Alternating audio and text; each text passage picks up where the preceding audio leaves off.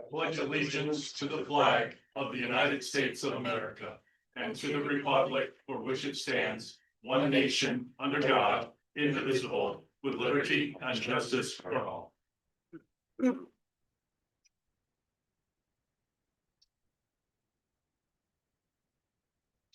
Calling this meeting to order. Mr. Lavoie's not here. Everybody else is present. We have no executive session. We do have an adjustment that we need to make to the agenda. Yeah, Mr. Chair, I would like for the council to consider moving new business items 15.1 and 14.2 up on the agenda to follow item 6.2, which will be the presentation by the code officer and the town's attorney. Okay. So I just need a motion to do. Okay. To move 14.1 and 14.2 to follow 6.2. I'll second that. It's been moved and seconded. Any discussion? All those in favor, raise your hand. Thank you.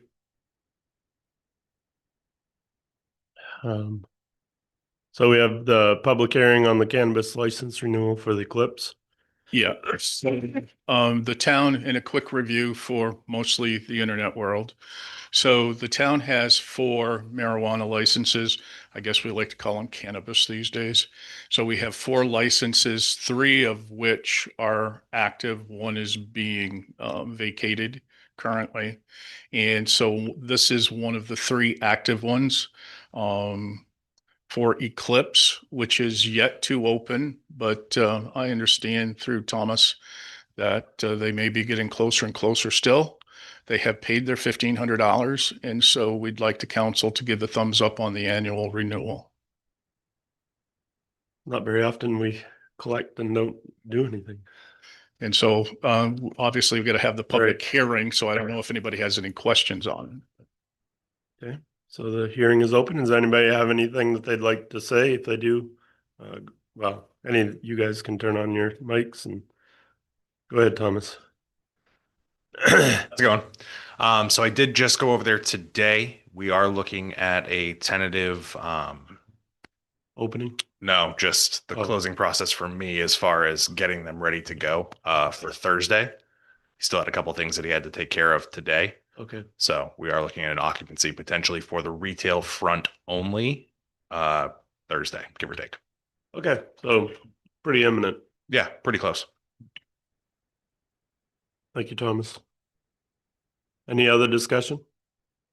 So that's just for the public hearing. Right. The action item will be 7.1. Right. Right. Okay, if there's no other discussion, we'll close that public hearing and then we'll go to 6.2, the presentation from Thomas and the town attorney. And so I'll tee this up for Thomas, who will go into the details and introduce our guest here this evening. As we go through the action items on this, if Gray, our town attorney, feels like we're going beyond the navigational beacons, he'll say that we may need to go into executive session. So Gray is here to keep us. So just quickly on that front, as we discuss the legal process, I'm happy to answer or discuss. Gray, if you would, just for the internet.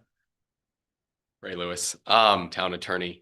So as I was saying, as we discuss the 80K and dangerous building process, I'm happy to answer questions and discuss that generally, how the process would work in theory. If we want to speak about any property in particular, I think at that point we would want to go into executive session.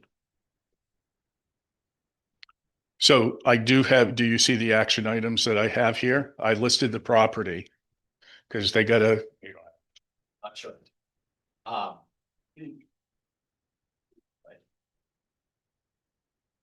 This is how we did it on a prior property. Yeah. So yeah, if we're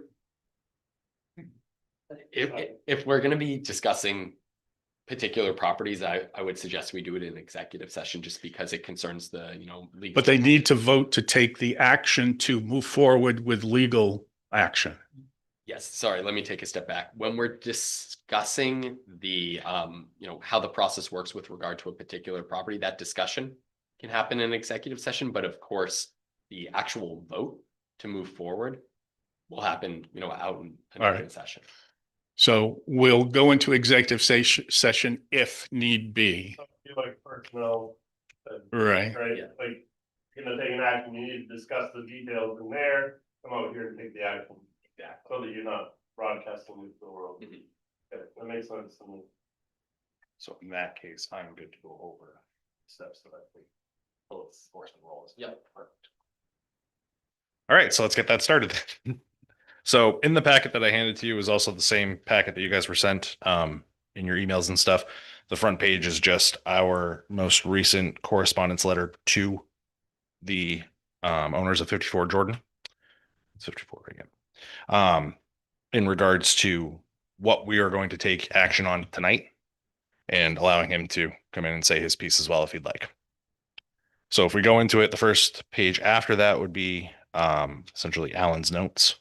Alan is the code officer from a few times back now. Basically just saying his interactions with things.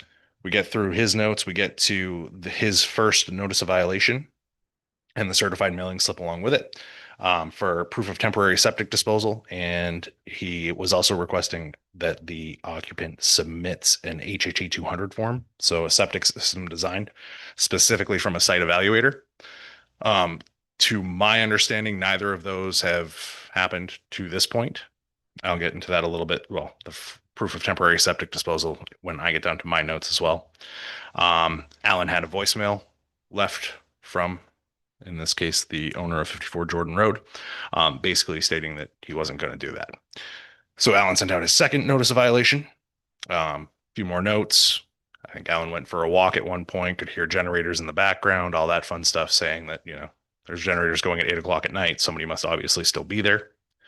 There was some sort of transition period where Alan left and my predecessor Ryan came in. Ryan reached out with a 60-day warning notice, telling him to get into compliance. Was met without any sort of proper response to that, and as such, also sent out a notice violation first time for a junkyard because of vehicles that are unregistered and uninspected. Dangerous building because of the building that was that is still standing that had caught on fire, and for them living in a camper which was violating the ordinance at the time of our camper ordinance. Ryan then sent out a second and a third violation before he left. I came in looking at what was going on. I first called and spoke to the occupant who stated that he had proof of septic disposal sitting right next to him and he'd bring it in the next day. I still have yet to see that, and that was a year and a half ago. A couple other things to note were that I did drive by a few times. I had one of our clerks pull which vehicles are registered over there at the time, or at this time.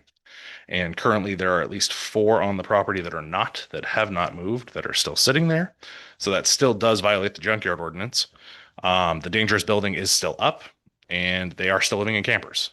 So it's kind of where we're at right now.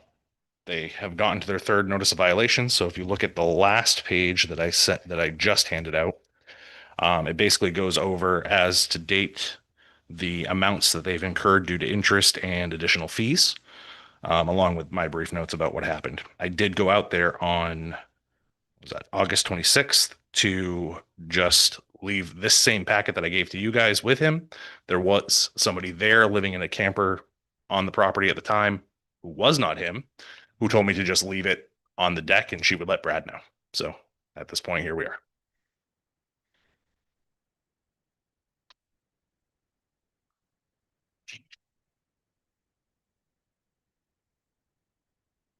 So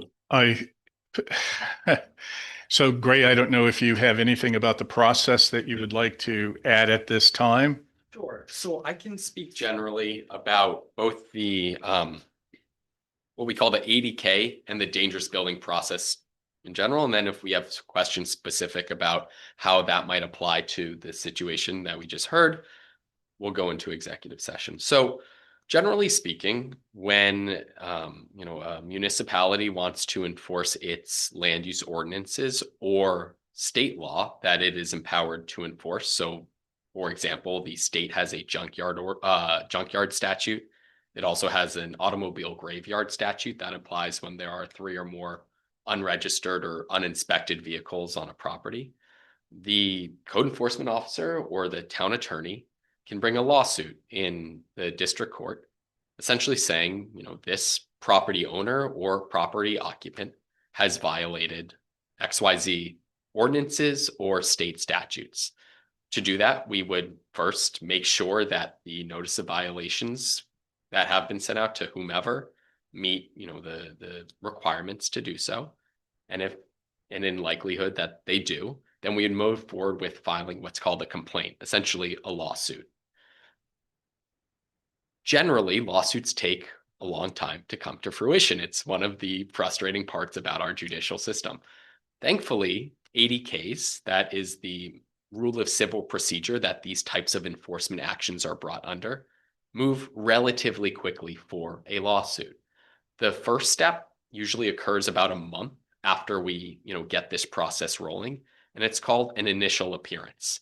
Basically, what an initial appearance is it's a summons from the court saying, town and property owner or occupant, you need to come here at this time and basically tell us if you've been able to work out some sort of resolution.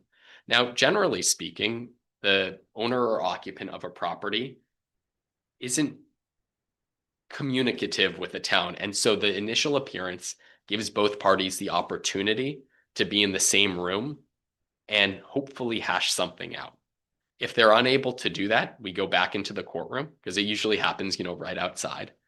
And we say, Your Honor, we haven't been able to come to some sort of resolution. We would like you to set a date for trial. And, the way that the courts are, scheduled these days, that usually happens about 2 to 3 months into the future. So all told, from sending out a notice of violation to having a trial, that takes about 4 or so months. Now the question is, what would a town get at trial if it went through this 80K process to enforce its ordinances? Well, if successful, first, it would get an order from the court telling the owner or occupant, you have to abate these violations. It would also presumably get an order saying the owner or occupant can't violate those statutes or ordinances again in the future. And if they do, we could move that they be found in contempt of court. This is an even more streamlined process to get the property cleaned up. Most importantly, though, the town would be able to request both its attorney's fees as well as statutory penalties. Now, the statutory penalties accrue at $100 a day per violation from the day that the notice of violation was sent out. And so obviously, these can accrue pretty quickly, especially if there are multiple violations on a property, or if the notice of violation has been sent out a long time ago. These penalties could end up being hundreds of thousands of dollars. So that is, in broad terms, the process for going through the 80K lawsuit and what the town might be able to achieve if it goes down that route. One part that I forgot to mention is, what would we actually have to show at trial? We have to show a couple of things. The first is that the owner or occupant actually owns or occupies the property. The second is that there are violations of the codes or statutes at issue. Generally speaking, the way we do that is by calling the code enforcement officer as a witness, saying, what does it show in your files? What did you personally observe? And the code enforcement officer can say, I saw XYZ vehicles on a property this day. They are still there today. Here are the pictures that I took on that day. Or, there are campers on this property. We don't have any permits for proper sewage disposal. Given that we have, reason to believe folks are living there, we don't think that they are disposing of their wastewater and sewage correctly. And that's how that process would work. The 80K process is used, like I said, for violations of land use ordinances. It could be used for junkyard. It could be used for, if folks are illegally staying in campers. It could be used for, dimensional zoning violations. It isn't used for when there's a dangerous building. For the most part, I assume it could be used if there's, fire code issues, etc.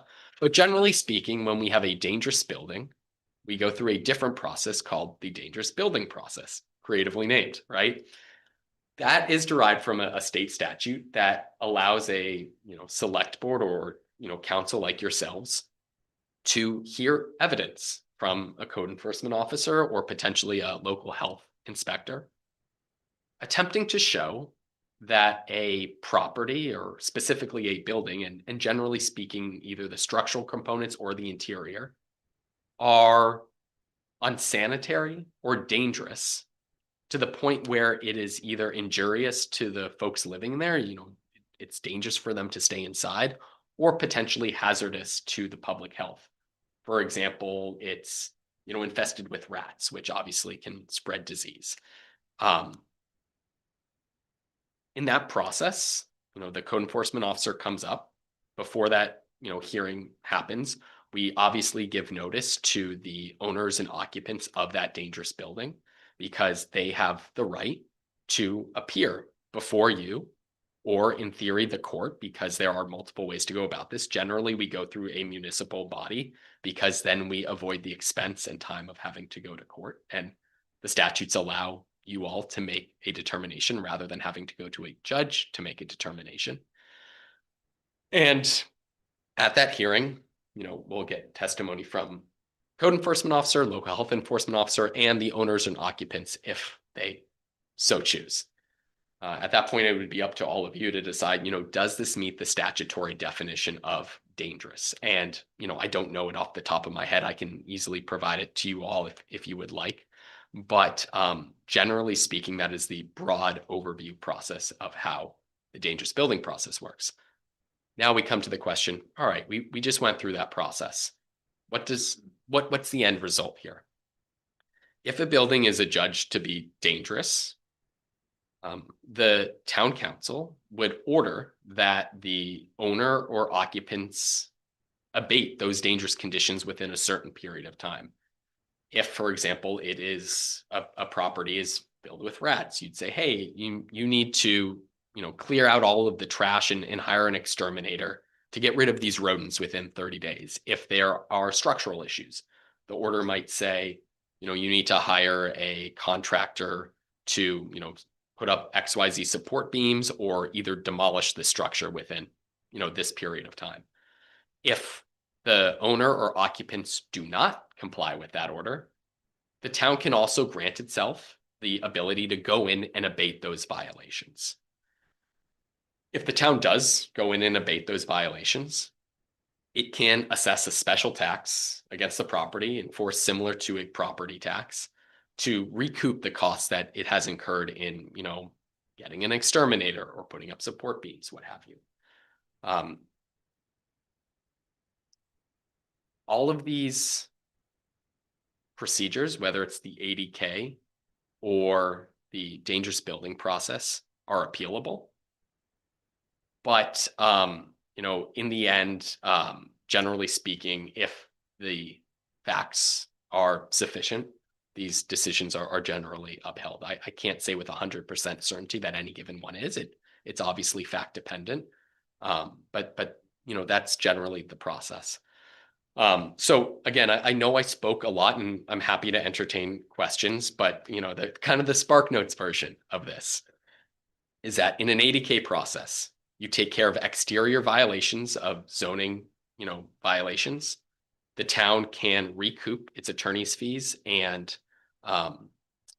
impose penalties. One thing I didn't mention is the town, if the violator does not comply with the court order to, clear whatever violations, generally speaking, the court will also grant the town the right to enter, abate, and place a lien on the property to, recoup the cost of enforcing the court's order, essentially.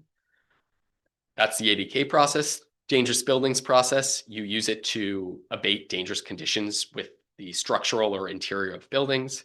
It can be done through a court, but generally is done through a municipal body like yourselves. And similarly, the town can recoup its costs for abatement if its order is not complied with. just through a different mechanism. This time it's a special tax rather than a lien on the property. Like I said, I know I ran through a lot really quickly, and I'm happy to answer any questions that you all might have. If you have questions about specific properties and how these processes might be applied to them, I would suggest we go into executive session. Yes. Public ask questions. It's a presentation, so. Yeah. Basically like public hearing. Yeah, I'm happy to answer any Yeah. questions if the council is okay. How with about it. Bert, right up? Okay, I just have a couple. Cause I'm a neighbor. Yeah. Just to keep it general, when you say you're going to deal with the dangerous building, you're gonna actually make that dangerous building go away, right? Because last time this happened, all they did was take a bulldozer and push it down the hill. So now all the construction stuff is still on the property, but is now covered with weeds and has a bunch of feral cats living in it. So I'm concerned is this process going to clean it up, or is we're just gonna have another getting it pushed down the hill and I have to deal with rats and bears again? Well, thank you for the question. Well, first, yeah, well, no, so let me say, first of all, I would not be making any sort of determination about what the Right. abatement order is for any given property. That would be up to the town council. With that being said, I don't think I can speak to any specific properties. But to answer the question more generally, the town council can fashion an order in any way that it sees fit, so long as it is, reasonably calculated to address the issues. So let's say there is a building that is so structurally unsound that, it needs to, the town council might look at that and say, you know what, the reason that this is dangerous is because someone might enter and it could collapse at any moment. It could collapse on them, right? And so they say, you know what, to abate this, we're just going to order that it be knocked down. It doesn't need to be, taken off the property, to use your example, because, at that point, the danger has been abated. But the town council might also say, look, we want to knock this down.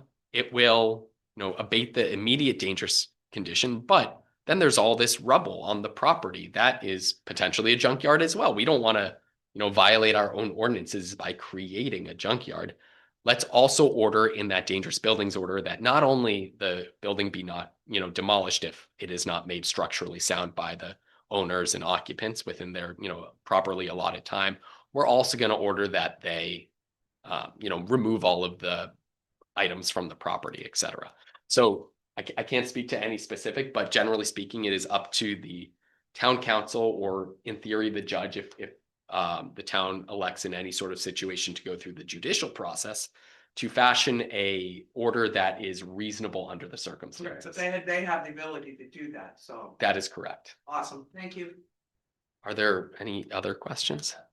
Question, are there any state agencies that would support?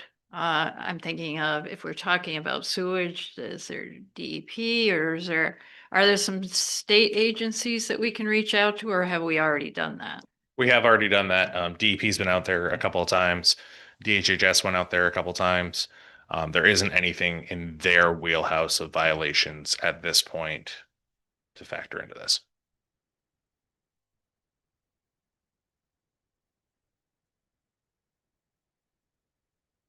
There are other questions generally or about specific properties? So, it's funny because I just got to keep it real, right? Because there's a lot of ways to maneuver through all of this. And in my discussions with Cam and another town attorney, we're very privileged to have a good stable of town attorneys. And so thank you, Gray, for being here. My pleasure.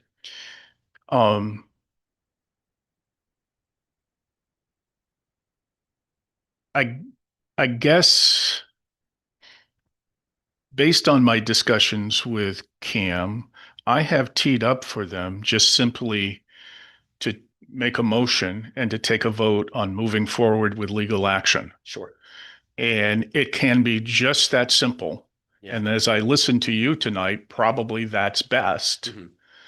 But I'm also feeling in between, reading between the lines, you almost would prefer that we go into executive session to deepen the conversation. Is that It true? might be easiest. What's that? It might be easiest just so we can talk more specifically Okay. about, potential litigation strategies, speed bumps, et cetera, without. So, that and we can go I into, think I would be more comfortable with And, that because then I can talk to you specifically. Yeah. All right, what's your advice on this? Yeah, Right? Like I exactly. can't do that now. Mhm. I mean, you can speak generally. I mean, I understand the gist of what you're saying, and I think I know what you want, but or you would recommend, but you can't say it specifically. So I personally would okay. even if it takes 5 minutes, Yeah. like go in there and say, okay, this is what you want to do. So at that point, I would suggest that you move pursuant to 1 MRS 4056E to go into executive session.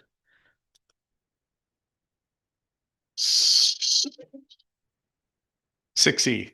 There we go. Very good. It's almost like I'm a lawyer. Yeah. Yeah.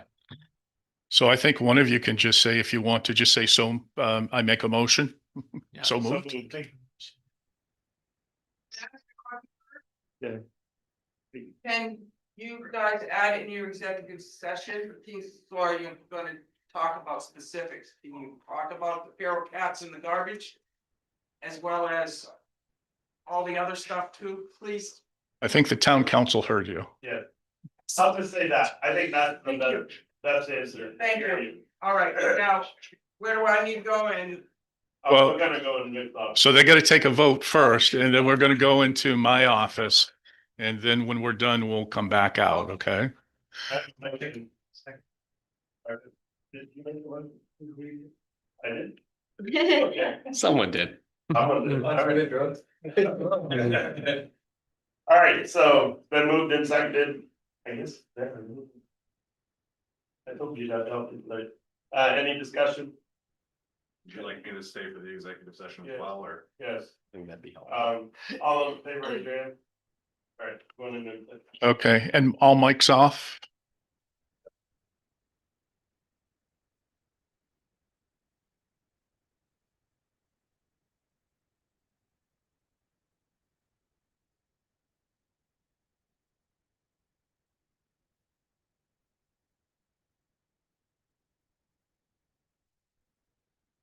Make the motion to come out of executive session.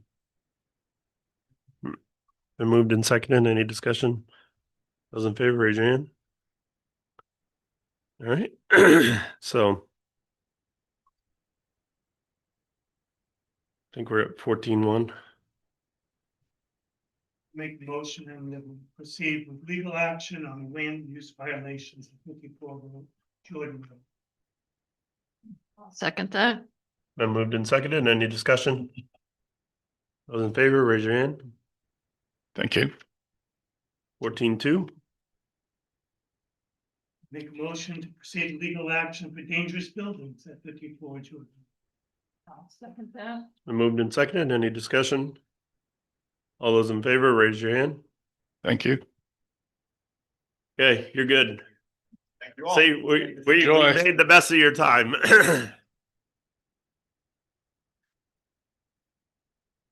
All right. I think we're up to 7-1 now, Right. correct?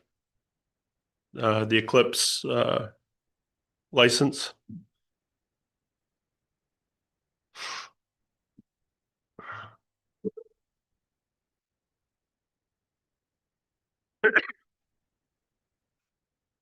I was just curious where this was going to be located. This new, Say again? where this new marijuana. It's the building across from Daddy-O's on Route 26, the very contemporary looking Okay. building All right. that's been built for quite a while now. Okay. So it looks like he's on the doorstep of opening. Okay. Perfect. Thank you.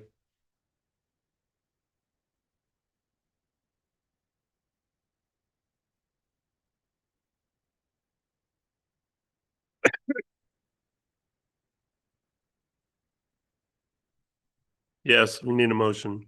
Make a motion, we renew the cannabis license for Eclipse for the coming year. Second that. Been moved and seconded. Any other discussion? Those in favor, raise your hand. We have no appointments or resignations. We need to accept the minutes. Previous.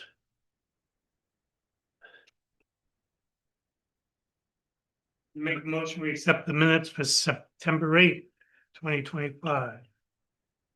Second that. Been moved and seconded. Any other discussion? Those in favor, raise your hand. Thank you. It's passed. Test, test, test, test. Whoever's on the internet. It's the rum. I'm sure people on the internet are gonna love my coughing into the mic. Department monthly reports. I'll make a motion that we accept the department monthly reports as presented.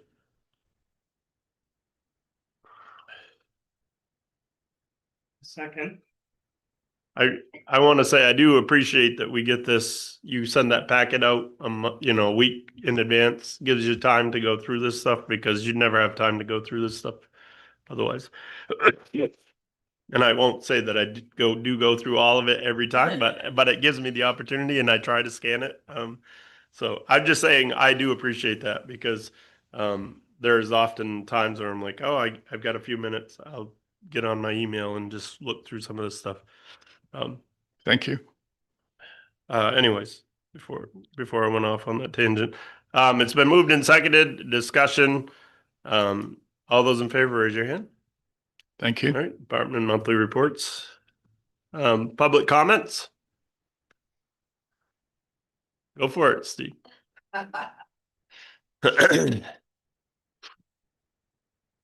Hi, Steve Turner, 27 North Main Street, Mechanic Falls. Mostly I just wanted to say that tomorrow, 6 o'clock at the Elm Street School, we're gonna have a community conversation about, mostly about our school curricula. Just a few short slides. We'll get them out of the way and then open it up for any comments, questions, discussion from our public, the stakeholders. So we're hoping that as many of you will come that want to have any questions or comments about the curricula in the grade schools and high school. I don't have authority to speak for the board because I'm not the chair. So I can only give you my half-baked opinion, but I know that it's going to be a rough, dicey year for the school budget. There are many unknowns. We have no idea whether Mills and Trump are going to get along. We have no idea whether we're going to get the grants and loans that we apply for. We have no idea. We can guess that our teachers will ask for a raise. We have no idea whether our stakeholders, our taxpayers will accept our first budget proposal. We're trying to figure out what our fixed costs are and then go from there. Speaking only for myself, not for the rest of the council. I know that the temperature out there is hot because we had our proposed budgets rejected twice before it was barely accepted on the third vote. And that was after some painful cuts. So again, coming all the way back to what I originally said, it's going to be a dicey budget year. But again, the main thing I just wanted to ferry across is that we're having a public conversation tomorrow at the Elm Street School, and it'll be mostly about the curricula, though we're probably going to be wide open for any other comments and observations that our public may have. Thanks a lot.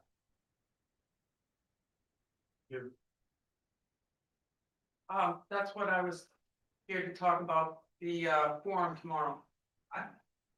I will just add a few things. We're gonna also be discussing the new math program, the iReady math program, which is quite different from the way we all learned math. So I'm hoping people will come to discuss that because I've seen it working already and it is amazing. I don't understand it because I didn't learn math that way, but it is amazing to watch those kids react to this and just answer questions. And yeah, it's amazing. You will love it. And yeah, we're going to discuss that. We're going to discuss grades a little bit and then open to questions like we did before. And it's at the Elm Street gym this time at 6 o'clock tomorrow. So thank you. So could you hit the button there? Yeah, thank you. All right, close the public comments and go to council comments. Yep. And I kind of just want to follow up on what Steve and Andrea said was that the school board has really they formed a public relations committee, which is the committee that is working on these forums to try to get a sense from our communities, you know, what the priorities are, and to make sure that people are going when they come to the budget or to these meetings feeling like they're informed. The other thing was there is a special board meeting next Monday night, which is going to vote on the application for the school revolving renovation fund, which is one of the only ways that our communities would be eligible for any state funding for our facilities. You know, they did apply on the construction, the state construction fund, of which we weren't anywhere near eligible in terms of need. They only select a few schools a year, and even our school with the lowest rating was in the 30s. So that school construction is not going to be a fund that the RSU 16 can tap into. However, the revolving renovation funds is an application for and in the past, it's been for things like the heating system. We have only gotten some small ones. The school department is hoping that this year we'll get a more significant fund, and that one is it's a matching grant in which the state will pay whatever the subsidy level is that a particular school district has, and this district is close to 60%. So it's for things that are high priority facility needs. So hopefully this time the school department will have better luck than we have in the past with that. So that's my update as the liaison to the school committee.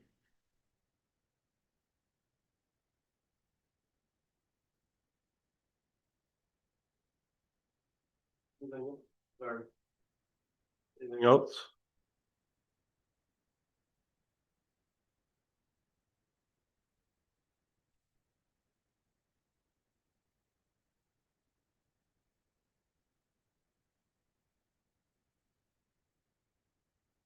I don't know if it's appropriate to say it here. I probably should just come into your office or go up to the police department. I'd really like to see them patrolling the side roads a little bit more. There's been a lot of complaints. Just on one Saturday, I watched people go up my road, which is 25, up Water Street. They're going 65 miles an hour up the road. It was ridiculous. I mean, like, I understand I was young once, like, okay, but like, they don't even stop at the 4-way stop there anymore. They just blow right through it. You probably see it as well. And it goes right up towards you too.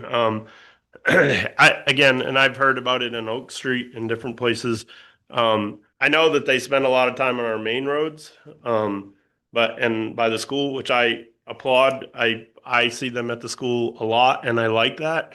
But like being on the corner up here, I'm not sure, like write some tickets. And again, I told Chief Goss this for the last 4 or 5 years. If you write me a ticket, I'm not going to complain. Like I'm not saying that I'm perfect and that I don't ever speed, but 65 and a 25, there's kids on our neighborhood. And it's like, if they came around the corner on a bike, they're just going to get creamed, and it's ridiculous. So again, I'm not expecting people to go 25 necessarily, but 35, in a 25, like again, I'm not justifying it, but like okay, but like it's legit. I mean, I was seriously thinking about going out there with my camera and just recording all day long. It was so bad one Saturday afternoon or Saturday all day. Actually, you could hear them. They just like they hammer down on the corner, and they just fly right up the road.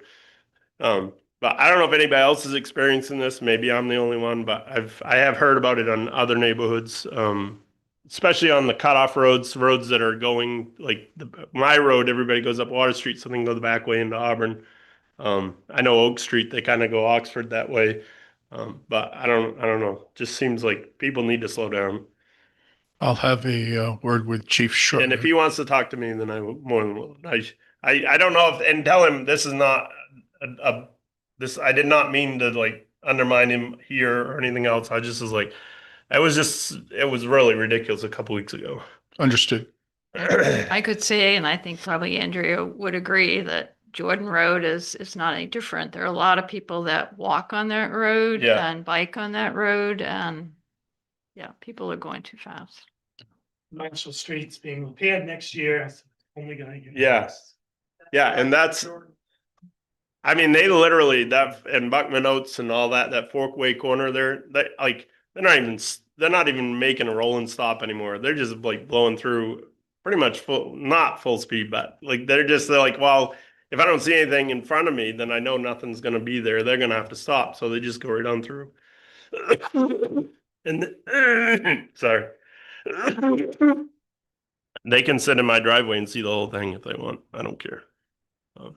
But anyways, again, if he wants to talk to me, I'm more than willing to. Sure. And I'm not throwing him under the bus. I'm hearing it a lot, and I'm seeing it more and more. I've taken notice more on the roads that I'm not on, and there are a lot of people in our town that walk. I've started walking. My wife's got me walking, and I'm like, holy mackerel! I'm a little scared to be on a road that's 25. It's like it's a little scary. It's a little dicey out here. People are coming pretty fast, and it's like you just hope that they're paying attention, not on their phone. So. And most people are good and they pull around you. But anyways, just thought I'd mention it. Any other council comments? And feel free to reach out to me if you get a ticket and complain to me. I don't care. I'll just say you got what you deserved. And if it's me, I'll say I got what I deserved. I guess it's you, Vic. Okay. All right. So I'm going to give Miss Cooties over here some accolades on all of our behalf, because a question was posed last time at our last meeting concerning the feigned licensed liquor renewal at the state level. And Rebecca did do some homework, and I will report on her behalf that she found out from the state that if the town rejects an application, so when it's in front of you, even though it's going through the state process, when it's in front of you, if you say no, she reports that you say no, and they get it stopped at the state level. Right. You have some power in this. Yeah. Yeah. So. But asked and answered, right? Thank you, Rebecca. All righty. So for the last few years, we've been on a mission to fix up this building and all the buildings on our complex. And that continued this year with the works that were just completed a few weeks ago. I hope you've all had a chance to take a look at the front portico area and the different things. It looks a lot sharper and cleaner as far as I'm concerned. And they did a good job. And so what's next? What's next for me for the exterior part of the building with your thumbs up is I have included, this is just me being me, a couple of markups for possible signage for the building itself. And assuming you all want to move forward with this thesis, my vision kind of goes like this, that we have a sign out front by the steps. As you're facing the building, it would have to go on the right side. There's a space off there just above the, kind of adjacent to the top of the portico where it could handle like a 7-foot sign. And then on the side parking lot here, that little thing that protrudes from the doorway entrance off to the side is actually our elevator room. And so there's that whole wall panel right there that I think could handle a 6-foot sign. And I think it would really be nice if we had some new signage with our logo and some sort of descriptor that shows what's in the building: town office, library, police department.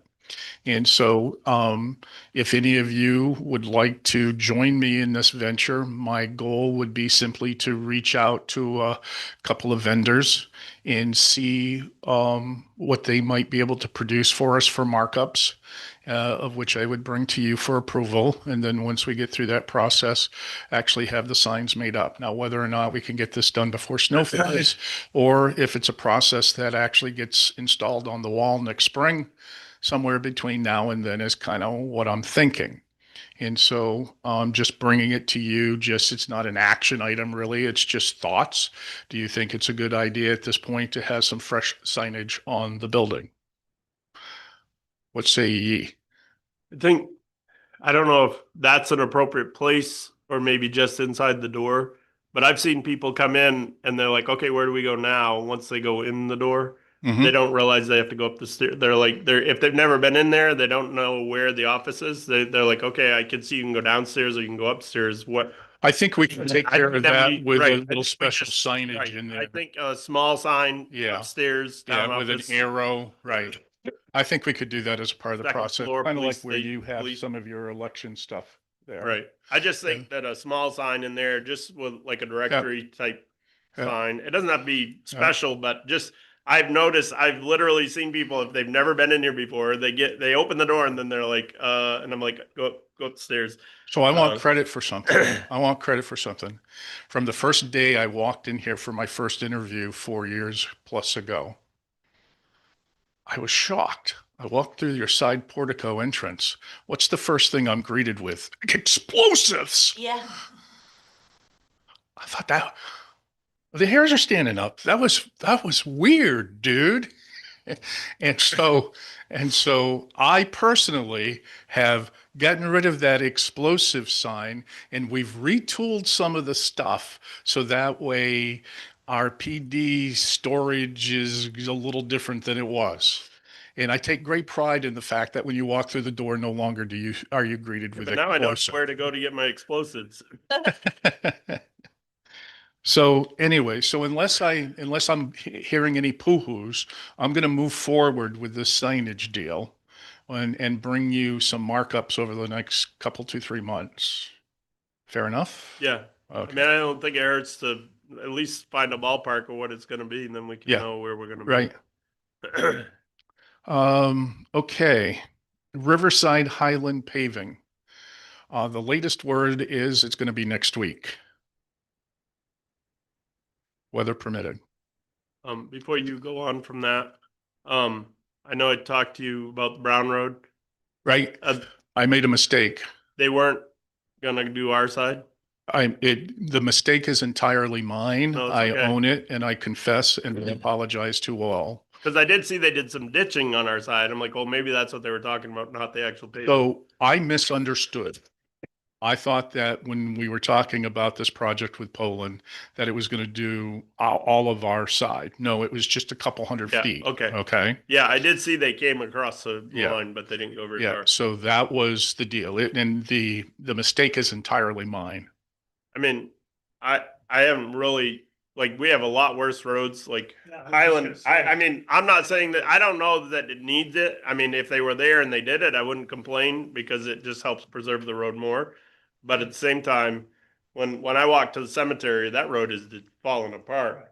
I mean, like, it's, again, So that's the problem I have with walking. If I didn't walk, I wouldn't know that, but I need to tell my wife. So, to stop walking. you know, with roads, it's always true. It would be great if we could do everybody's road all at the same Yeah. time, but we can't. No, and I would prioritize. So I am, just so you know, Chris and I have already had a couple of discussions and I've tasked him with the following. Because I've roughed out, well, it's not prime time ready for you Right. all, but I'm roughing out a ballpark figure to have to work on roads next year. We have our 10-year road plan. We're going to be in year 3.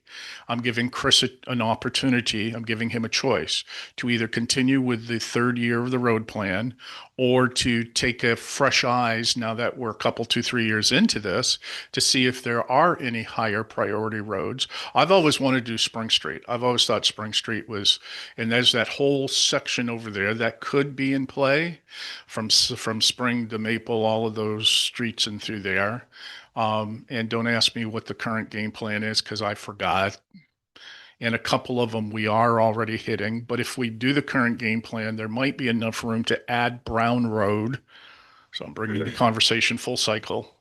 So a lot depends upon estimates for getting the work done and how much money we have to play with. Right. So stay tuned. And I got just notice from Chris this afternoon. I haven't seen it yet. I might stop on the way home tonight, but apparently they have completed switching over the pole, the light pole in the parking lot. Maybe I'll swing by. That's big. That's been a big one for me. I'm glad that's done. Okay, so we begin with a couple of conversations, and congratulations, Vic. You are the tax collector. So every time, being the tax collector, every time the annual town report comes out, I obviously go through it page by page by page, not only in draft form, but in final form. And I'm always chagrined to see the unpaid personal property taxes. And so I am beginning a homework mission to clean this up as best as we can. Now, this is a very delicate situation. Some of this is businesses that are way no longer in town. We have some active businesses who owe us some monies. And we have one really big Vicism Twisted Sister, an unusual storyline that is going to need some attention from me. So I'm bringing it up tonight just to give you guys the introduction to the storyline that I'm starting to chase personal property taxes. Now, wave my magic wand, and this is not an action item tonight, but just something for you to think about. It would help me immensely if you 4-5 trust me enough to make on-the-spot decisions as I go through these conversations in these situations. That's one end of the spectrum. The other end of the spectrum is Vic, do all the homework, bring us all the money, bring us all the results of what you find, and we'll solve it ourselves from there. Or it could be somewhere in the middle. But these are going to be very delicate conversations that I'm going to need to have. And it would help me if I had as tax collector, I have a certain authority. But you guys are the council. You guys are the town's assessors. I certainly don't want to be in conflict with the council or the town's assessors. So, and you might also say to me, Vic, don't touch this subject at all. But as the tax collector, I feel an obligation to tackle this. And so I'm going to be tackling it If you guys have any immediate thoughts, I'll take any words of wisdom that you might have, or you can say, Vic, don't go there. Thoughts?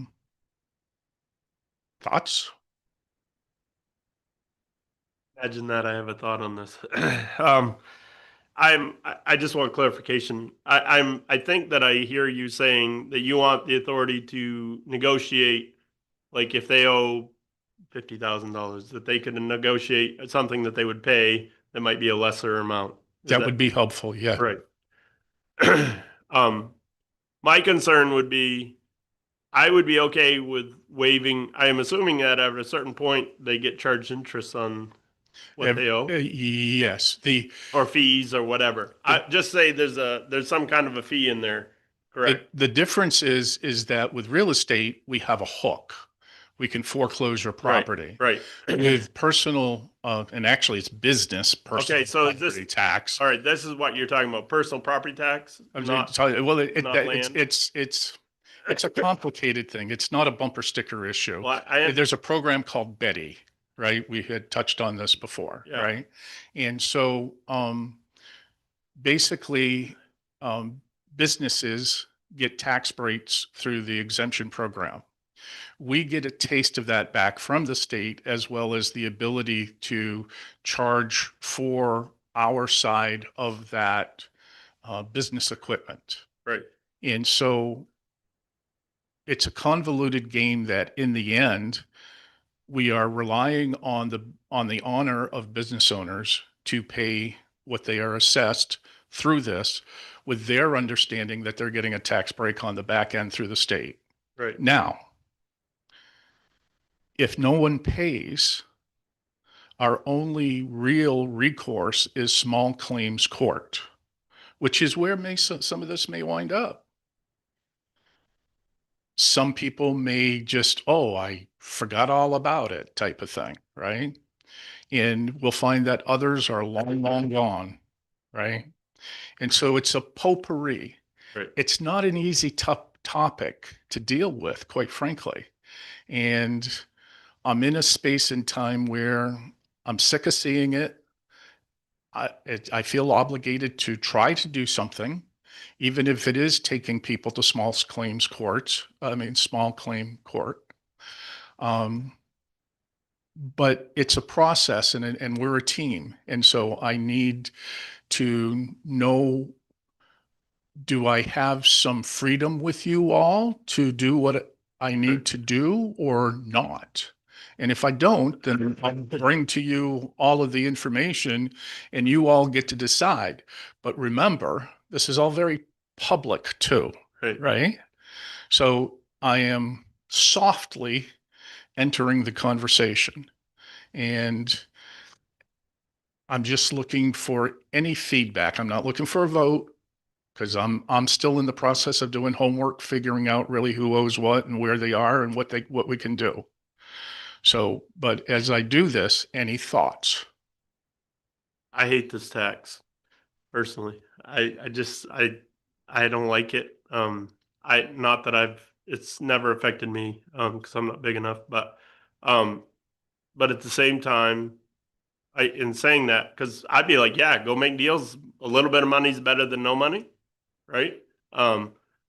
But the only thing I don't want to get is in the habit of people seeing us say, wow, if you just let it go for a period of time, then you can negotiate it down to a smaller amount with the town, because they're just going to be desperate to collect it. So my concern would be that, like, I guess my thought is, that's why I was going with the fees and stuff. I would be okay with waiving the fees and the different things. Okay, well, just pay your tax that you're supposed to have paid, because I don't think it's fair to the good business owner that has been paying that tax, right? Like, it's not fair to him that you're cutting a deal to somebody that's irresponsible. So don't hang your hat on Right. cutting deals, Right. because that, honestly, it's not what I'm envisioning. Right. What I'm, That's my opinion. I'd really So- like to hear other people's opinions. yeah. I agree. I hated this tax too, but I paid it. Right. Um, I was thinking of you. I was like, yeah, you're probably and, got hit with this you tax know, more than I mean, the anybody. First year, but then it keeps going year after year. I'm not sure how many business owners actually know how to take advantage of Betty and you know, getting the money back through the Right. state or the federal. You know, maybe educate, if you're gonna talk to them, educate them on that if they don't So a understand. vast majority, we have, and just rough math, we have a little bit better than $22,000 hanging out there in this. And 17 of it is with one defunct business. Most of the rest is with other defunct businesses. Right. We have a couple of active businesses in town. I don't know the storyline. And you're absolutely right. And that's why I say that's sensitive, because it's, you know, if we have public discussions about every particular one, then it's snowballing on all of the others. So I need, it mean, would at some help point- me if I had the trust of the council to work on the town's behalf, or not to even do it at all. But, you know, there's a storyline in here that's been to court that I'm in the middle of restarting talks again. And it's all very sensitive stuff, you know, and you're absolutely right. I don't want to send the wrong messages to Right. anybody. And that's why a lot of this is less is more type of stuff. But Right. Mary, I think you were going to say something. And is that whatever you decide to do, that we do it fairly, Right. so that we don't have people thinking, you know, this person was treated differently than another. You know, I think it's worth pursuing. It's just the Yeah. fairness issue, and Yeah. everybody needs to feel that they were treated the same. Right. I really wholly believe that I can't get through this process without having somebody upset. I've not been affected by it, and I hate this tax. Like, it really just So- rankles me. So there is the scenario that we just turn a blind eye and every year No, I mean, I'd rather. it just collects and Well, adds. I'd rather see us, like, most businesses write off bad debt, right? Like, if these businesses are defunct and there's no way you're ever gonna recoup that money from these individuals, then just write it off as bad debt, right? That's what any business will do. And that is going to be a bucket of this conversation, and probably more of a majority bucket than a minor bucket. Right. But again, the But I more, mean, the if more these- exact that I get, No, I know. it hurts all of the other cases. I know. And if one of them's a bigger thing, that owes, and I'm just saying generally, but you still literally see that property that they owe the tax on sitting on their property, you know, they could sell that and pay off the So debt. all of the real estate is a whole different thing. No, I know. We're just but- talking about Okay, business equipment. Right, but I mean, if just because the business is defunct doesn't mean that the business equipment's not still there. Yes. And in some cases, the new owners through the years have picked up and actually there's some very good storylines. And I think what you and Walter was talking about is very important to me. I don't want to send the wrong message to the Right. people who are doing the right Right. things. Now, certainly, I would feel different. Now, I don't know how to say this, but like, I would, if, I don't know how this debt like if you would know this better, but like if a business, say a business owned, an owned business, an LLC or whatever, and they owed this taxes and then somebody else bought this, they would probably incur that same debt, right? They would be buying it with the debt or whatever. Maybe, I'm just saying, I would hate to penalize the new owners for somebody else's negligence. In a Right. lot of these cases, there's no new owner. Right, It's gonna, Right. there is gonna be a sizable Right. write-off bucket. right. Yeah, and it is. But what it it's is. either I take a stab at cleaning this up, Right. No, I think- or I ignore it. I think it's good to clean it up, and if we can't collect, then let's just call it bad debt, write Then, it off. then I'm That's just, the I'm best. just asking. You Yeah. can ask any questions you want. You can veto me at any point in time, but just know that I am going to try to do the right thing for the town. I would wonder if it's worth having a conversation with our attorney, just to see, you know, what what you have for leverage, right? With The only leverage we have, and I No, went I through know, this in but like- Paris. I did this exact same thing when I was in Paris, honestly. And you know, we had a fair amount of people just step up and do the right thing. Right. Here, the list is much smaller, Right. honestly, and a lot of it is simply going to be uncollectible. Right. But in those instances where I can, I'd like to, between the business owner and the town, for them to step up and do the right thing. Right. And so I'm just going to need some understanding from you that Yeah. I'm not Well, I playing would say, favorites. yeah, I'm my not. thought is if you feel like you're getting in a dicey situation, bring it to us. Right? Yeah. Like then we cover you, right? That gives you coverage. Yeah. If you're like, And- if it's standard, then in my thought, then do what you're doing. And so let's deal with the write-offs for a second. So I have had a conversation with Dennis Barabee from O'Donnell's. And what we're talking about is very standard for every municipality. Sooner or later, everybody goes through this. And yeah, some of this will actually be kind of like bad debt write-off. Some of it may be collectible. And just, I'm entering the conversation. So unless you guys tell me no tonight, I'm going to continue and I'll keep you informed. And sooner or later, between Dennis and I, we're going to bring you paperwork to approve as the town assessors and the council, just to make sure everything sees the light of day. Okay? All right. Next one. So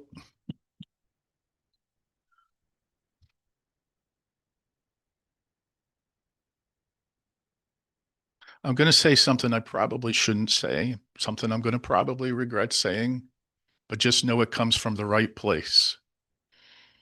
A year and a half or so ago, I brought to the council I spent a lot of time on going through your bylaws,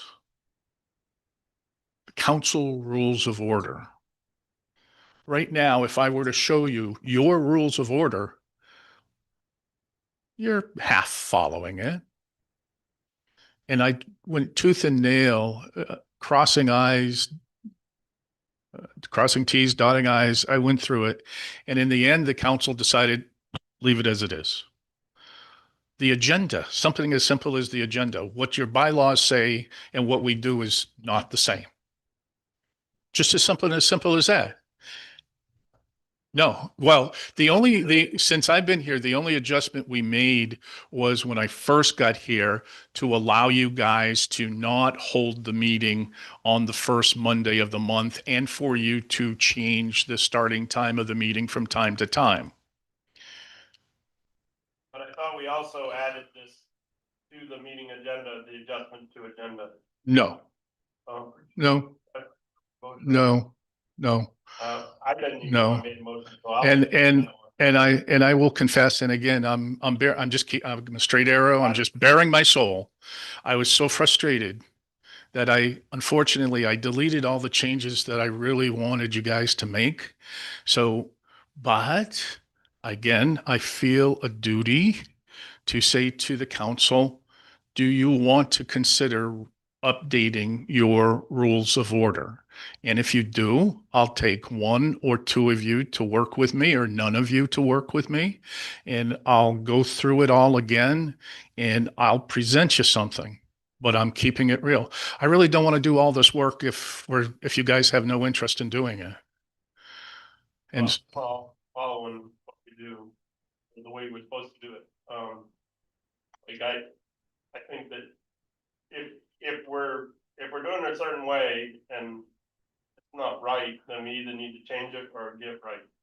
And so the good thing is there's one out in your rules of order. Tonight, any night, you guys can take a vote as long as 3 of you vote to do something differently than what the rules of order say, then that works. You have the authority according to the rules of order. But there's a lot in there that I just think should be tightened up. I'm willing to take another stab at it. If 1 or 2 of you want to work with me on that, I'd love it. If not, I'll go through it and somewhere over the next few months, I'll present you my works. Is that what you would like for me to do?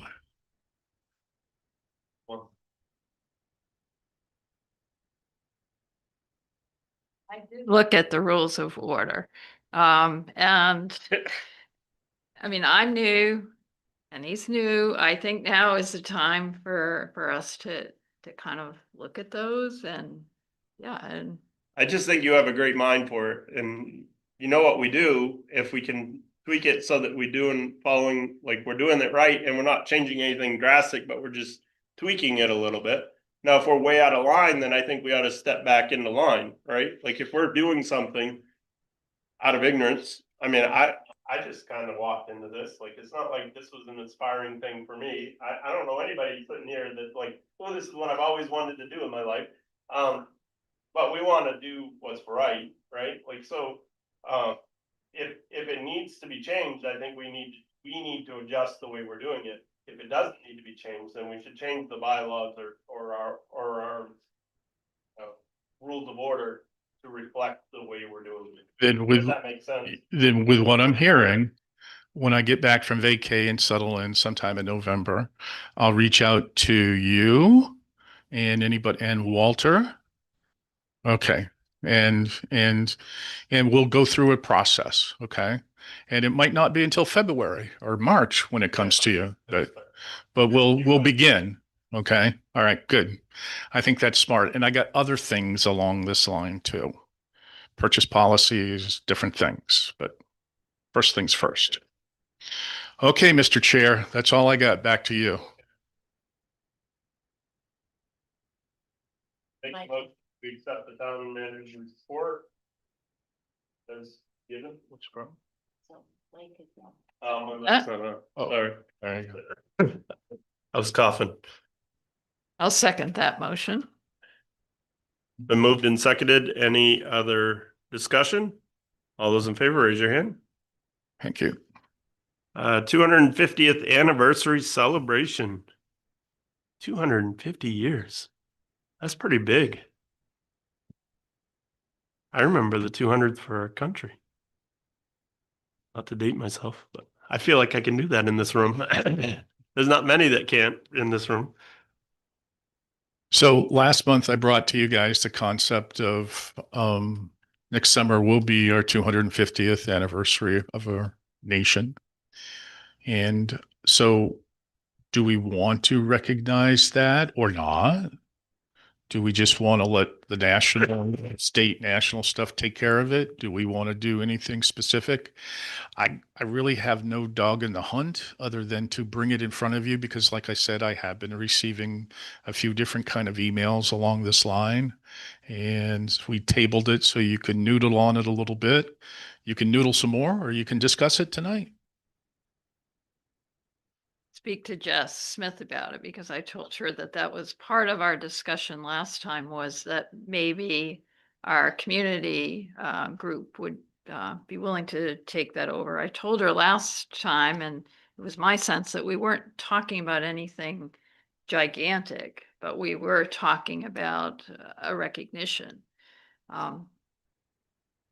And I didn't get any response from her other than they're not meeting until January, but it would seem to me that that might be, you know, as we talked about last time, the best place for some kind of recognition. Okay. All right.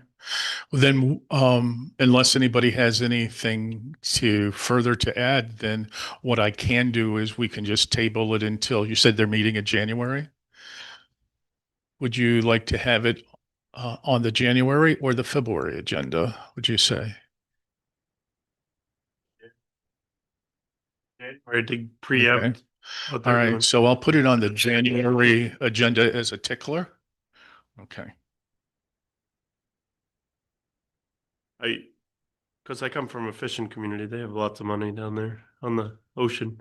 I mean, they'll do fireworks for our Friendship Day or what, you know, like, but I also know that's a lot of money for a short, my wife thinks fireworks is the biggest waste of money, unless she loves them at Disney. I love you, hon. But But you know, I'm not saying that I don't think we need to be that grandeur, but I think it would be nice to do something a little nicer than we normally, like step it up a little. I don't know what that is, but, I think it would be, I mean, 250 years is a big deal. Yeah. I mean, Yeah. there's a lot of our country didn't get to see the 200th, so, I was in the parade. I was probably a clown. My mom made our own stuff. I don't know. But anyways, so yeah, I think that would be great. All right. So I'll just put it on, we'll just table it and I'll put that on your January agenda. All right, so we've got 14.3 under new business, abatement for Crocker in the amount of 610.36. All right. So we're trying something new here tonight, folks. So because the last 2 or 3 times I brought you abatements, you all have questions that I simply just don't have the answers to. I've spoken to Dennis at O'Donnell's. And so now you have at least 2 pages on each abatement moving forward. You have the top page, which Yep. is the tax abatement itself for your SIGGIs. And then you have a secondary page, a statement review and recommendation, which gives you a paragraph defining what the abatement is for. Now, again, my knowledge beyond reading this paragraph is going to be extremely limited, but at least this gives you an inkling of more information than we were having prior to this new world. So I'll give you whatever time you need, but obviously I So, would like a motion on both of these for tonight. I think I understand this quite correctly. They have an abutting property. If it was, say, 5 acres on their house lot, 5 acres on the side, another 5 acres. If it was all combined into one acreage, they would be assessed for 15 acres. It would be a much lesser value. All right, I understand that. But what protects the town from them selling that lot as a lot later? There are rules to selling lot divisions. Well, I understand, but like that would fall within the rules. They have the right to sell that lot. It's a separate, like my property, even though it's pretty big for inside town. If you don't know where I live on Water Street. I own half a block, but I can't break my mother has a double wide and it's a pretty big lot for in town, but I can't break that off because of the ordinances that we have. I own less than an acre, so I can't break those 2 lots up. But they can sell, this is a separate lot that they want abated to be as one lot. Until it's one lot, I'm just telling you my opinion is if they combine those lots so that they can't be sold as a lot later, then that's one thing. But to abate it and then later them being able to, well, all right, I've gotten this tax break for 10 years, but now I need some money, so I'm going to sell that lot and I'm going to get $50,000 for the lot. I don't know where this property is. I don't know if it's a sellable lot. Well, all I can tell you, that paragraph says the Right. lots meet the test for Right, allowing this combination, right, but the commitment did not reflect the combination. The Right. abatement revalues the land to reflect the value it would have had if combined. So Right. it meets the O'Donnell's tests and Right. state tests. So if you approve it, you approve it. If you Yeah. don't, you don't. and that's my opinion, and that's all I'm not saying that we shouldn't do it. I'm just telling you my opinion. Again, I just like to play fair. And I'll have you guys do, assuming you vote, I'll have you do Yeah. a signing party at the And I'm end. not trying to convince anybody anything different. I just need to say that.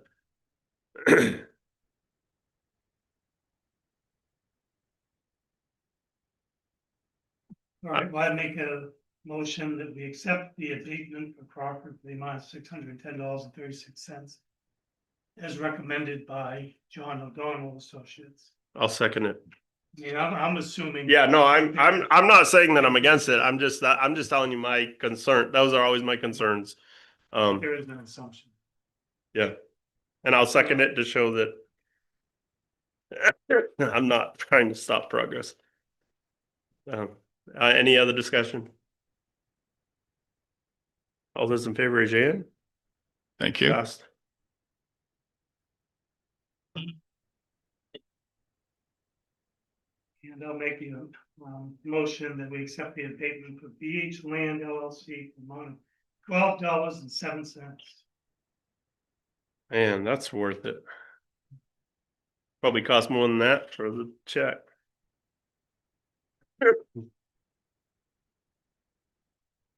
Made the motion, any second? Been moved and seconded, any discussion?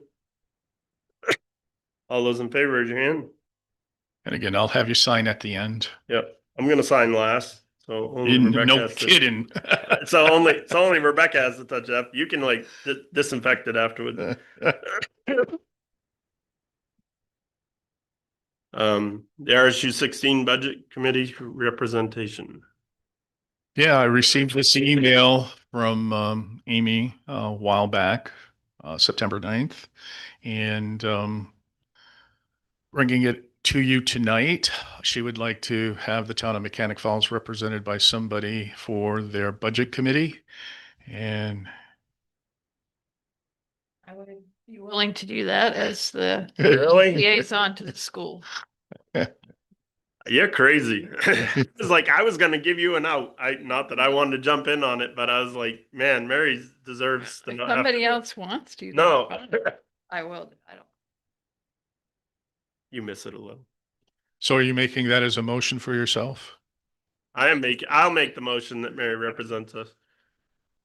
Been moved and seconded. Any other discussion? Those in favor, raise your hand. Look how easy you get on something.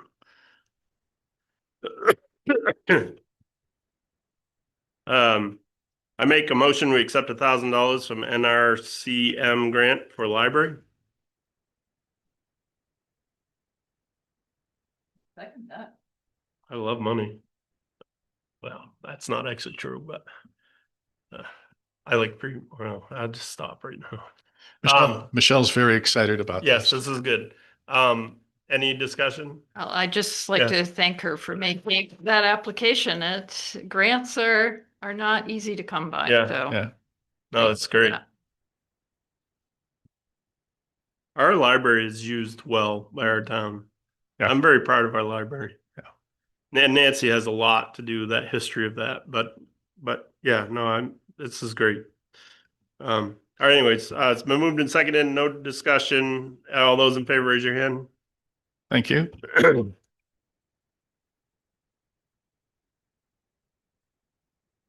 Okay, so it's actually been quite a discussion on my town manager listserv over the last couple of months. What is your town, city doing for the New Year, Christmas, New Year's break? The holidays this year are on Thursday. Some communities are giving Fridays as well as a thank you to the staff. Some, like you guys did a couple of years ago for the July 4th situation like this, you allowed staff for the town office to be closed and staff could use their time, their personal time, or make up the hours or whatever. In discussions with staff here, including Rebecca, there is something to be said for there is a limit if the state is not functioning that day. And quite honestly, I don't know if they are or aren't on those particular Fridays. My guess is they won't be. It can become a problem with dealing with folks at the window. If it's a simple car registration, Rebecca says it's no problem. But very often they call the state all the time. So for me, it's an issue that I'd rather solve now and not solve the week before Christmas. So I don't know what the council's thoughts are about closing the town office on the Friday after Christmas Day or the Friday after New Year's Day.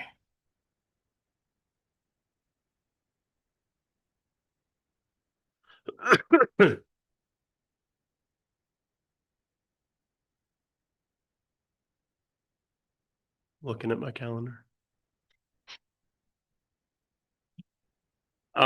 Would you Go be ahead. would they be using personal time, or is this closing the office So, an extra half day? Because you guys, Mechanic Falls is only open half a day on. half day on. yeah, so normal Friday, we're open 7:30 to 11:30. Yeah. So basically, that's the window that we're talking about. Either the council saying Merry Christmas or Merry Christmas, but you got to use your personal time to do it if you choose to, or no, we're open. So, and it's not for me to decide, but it's for me to bring to you to decide. Do you know what Poland's doing yet? No, in cases like this, I know for like last year for July 4th, we closed because the 4th was a Thursday. We closed for Friday, but we all used personal / vacation time. Right, which is what we did last year. Yeah. Yeah. Of course, this year it happens to happen for both of the holidays. Yes. Yeah. And I do think and I don't want to speak entirely for staff, but I think Rebecca would agree that there's much more juice for having the day after Christmas off. And then if they have to work the day after New Year's, but if you're willing to let them have the flex of it, the thing is that we're talking about really closing the window those Fridays because you can't, I mean, This is my thought, and I may get kickback on this, and I understand your reasoning behind it. But my feeling is if we're going to do it for the office, we should do it for all town employees. so a lot of the town employees aren't working on Fridays. I understand. But And like, so that was part of your juice before for, instead of giving it as a gift, to allow the employees to use their vacation time, right, accrued time Sick time or to whatever. offset that, Yeah. or to work an extra 3 hours earlier in the week to offset, whatever the case may be, Right. right? And so I think staff is okay with that. I guess that's my issue is what does it send the rest of the employees of the town if we're only always doing this for the office people?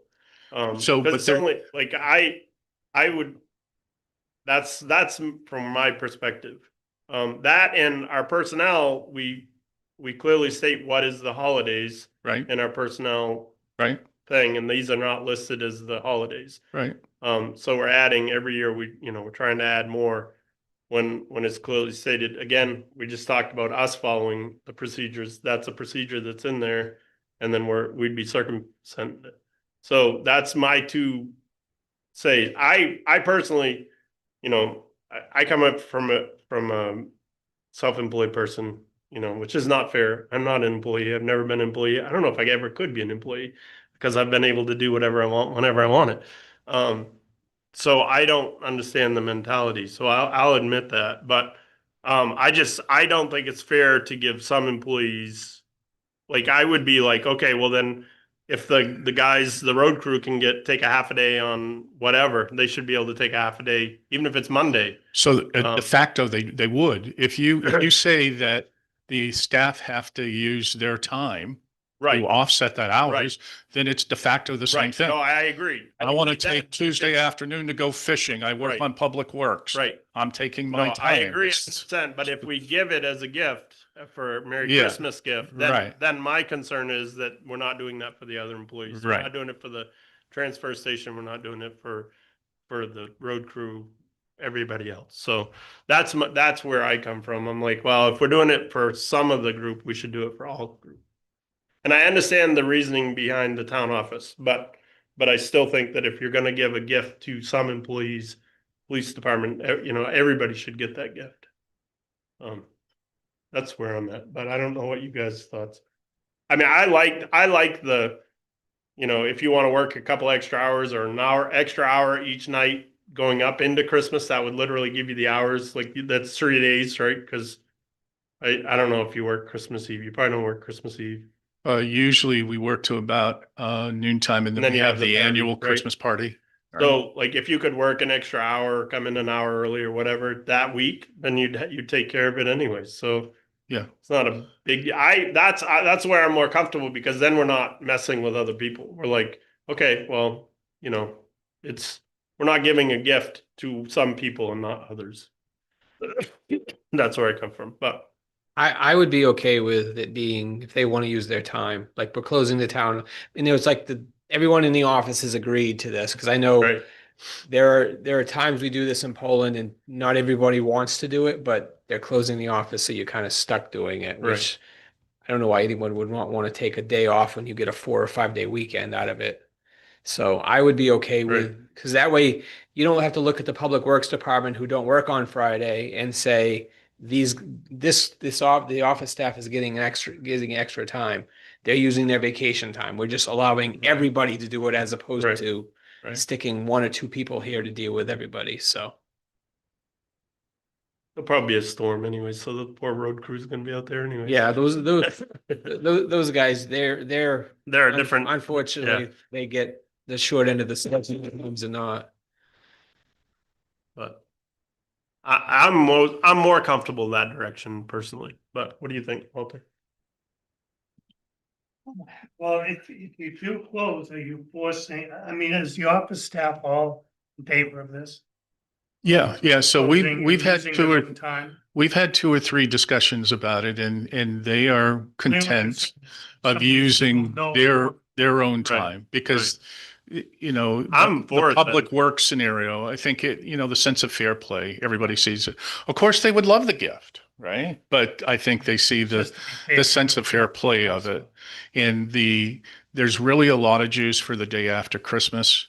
And if you want to include the day after New Year's too, I don't know how much action we're going to do that day anyways, but it's up to you guys. You lead, we follow. What do you think, Mary?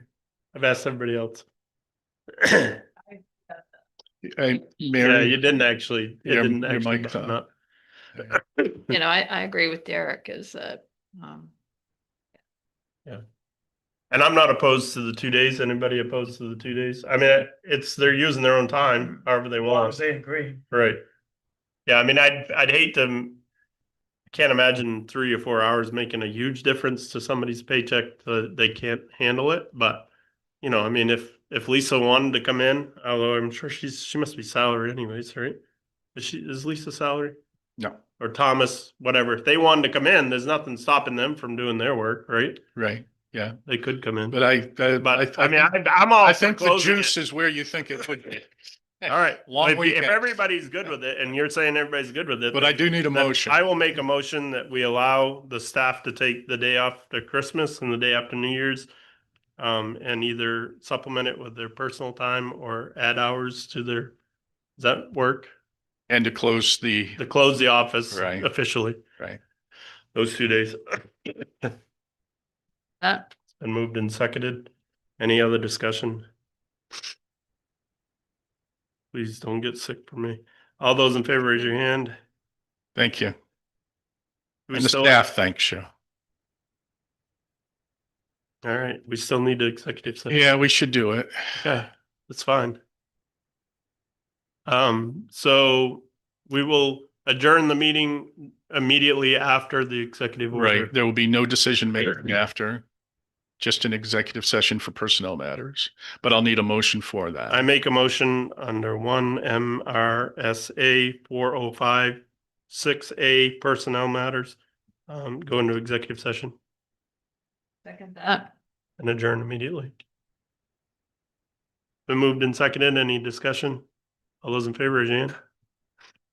All right, we are in executive session.